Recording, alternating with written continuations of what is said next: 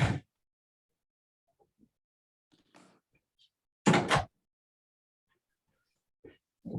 right, we'll go ahead and get started with Coach Traylor. Just use the raise hand function to ask questions. Greg. Jeff, how you doing? Good, Greg. How are you? I'm doing well. I guess maybe a good place to start is just to get a kind of a general overview from you on the group you brought in and what your impressions were of how today played out for UTSA.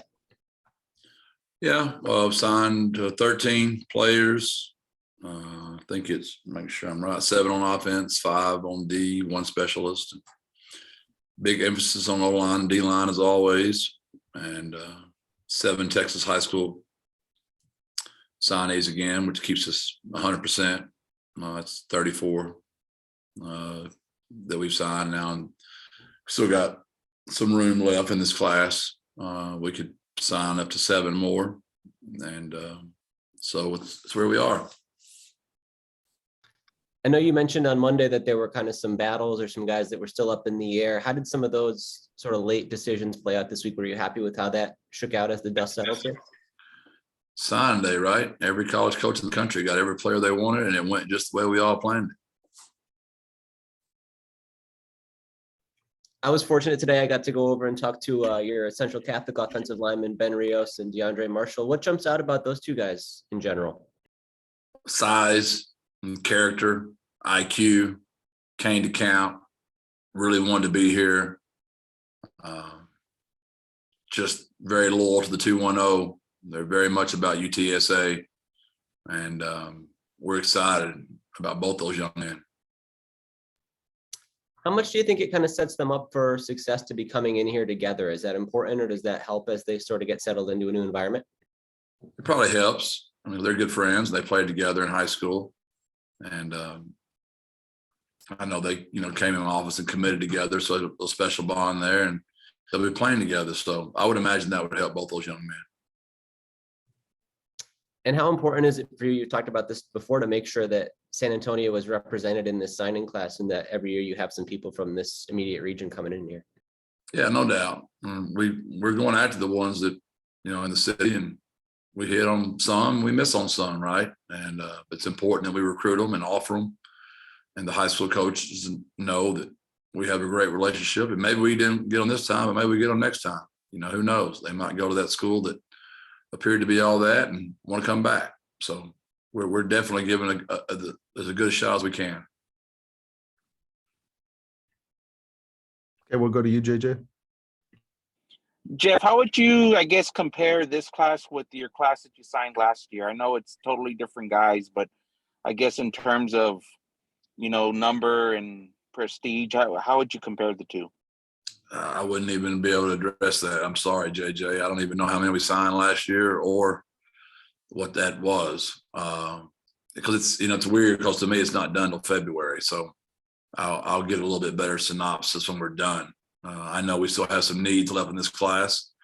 We need to address the offensive line still, the cornerback position, and a couple of other needs that, some things I know about our roster that you guys don't quite know yet, or y'all might know, you're just not telling anybody like me, who knows.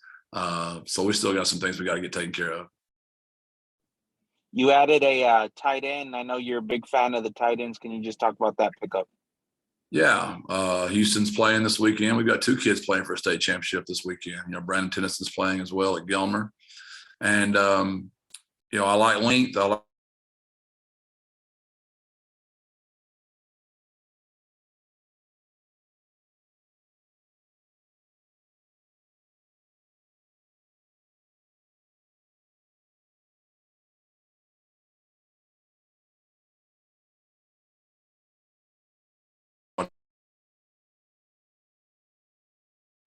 We lost just about all of that. I think if you could run down Houston again and what he kind of brings to the table.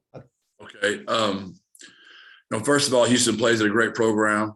They're playing for the state championship this weekend, as does Brandon Tennyson at Gilmer. So it's always important to bring kids in that have won and are continuing to play at the highest level. He's long, he's big, he's fast, he's athletic, and you can't have enough of those guys on your team. We always want to have 6 or 7 on our roster. They're tight ends.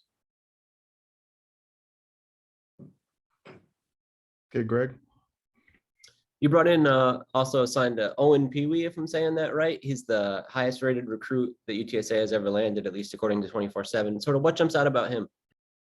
Again, size, physicality, athleticism. When you see him, he looks the part.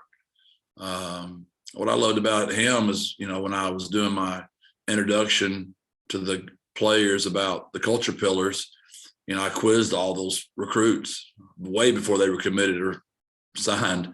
And he knows right now probably what the pinky finger, the ring finger, middle, index, thumb, he really listens.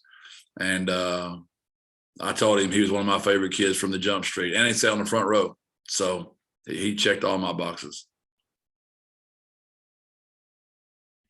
Okay, Hector, we'll go to you. Coach, good afternoon. Hi, Hector. Want to circle back to Ben and DeAndre real quick. I know how important culture is to you, culture of a team. Central Catholic's a place that has a very unique culture into itself. Just wondering if you had a chance to kind of get a sense of it in the process of recruiting those two. Coach Santiago does a fantastic job, and I know what he stands for, what he's about, and that school, what it's about.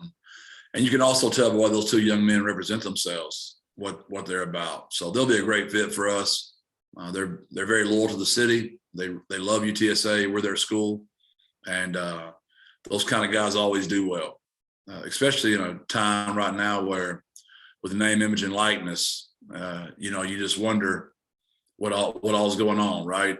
And these kids they want to come play for UTSA. Thank you, Coach. Okay, Greg. Jeff, I wanted to ask you about that. How was this cycle different because of the introduction of NIL, whether it's stuff you dealt with locally or just kind of what you've seen in the broader sense? I think common sense would prevail. We all know what's going on right now with that, and something we're going to have to really get in the game with. We're going to have to up it here and make sure we understand what we're competing against. And I don't make the rules. I just got to play by the rules, and those are the new rules. So we got to get in the game. Do you think that those rules might be amended at some point to curtail kind of the impact it has on recruiting, or is that something you have a stance on? I just have to be careful when you answer those kind of questions. I mean, politics get involved, free enterprise, monopolies, coaches versus players. I mean, they just get spun so many ways. It's an impossible question to answer. I mean, tonight the radio show, as we're drinking sweet tea, I'll shoot the bull with you about it, but I would hate to go on record and give my stance on name, image, and likeness right now, because it's a no-win answer. Whatever I say is wrong, and whatever I say, my words could easily be misinterpreted. That's the most polite way to duck a question I've ever ducked in my life. Okay, Hector, we'll go back to you. You ducked it well, Coach. You ducked it well. Thank Sweet. you, Hector. Sweet tea, though. Well, duck that one too. So I know you've been recruiting all of these young men for a while now, but whether it came to a closing pitch or when you keep it in contact these last couple of weeks and really months, how was the approach different in that you're the hunted now as opposed to the hunters in trying to get these kids to commit? You'd be shocked at how much name, image, and likeness is involved in all this right now. It's on everybody's mind pretty much. And there's a few in here that, they're just dying to come play here, and that's all they care about. And there's some that aren't here that was not what they were about. And that's just become very, very in the forefront right now. It's just different. It's just different right now, and that we all got to learn to adjust to it. Gotcha. Thank you, Coach. Any more questions for Coach Traylor?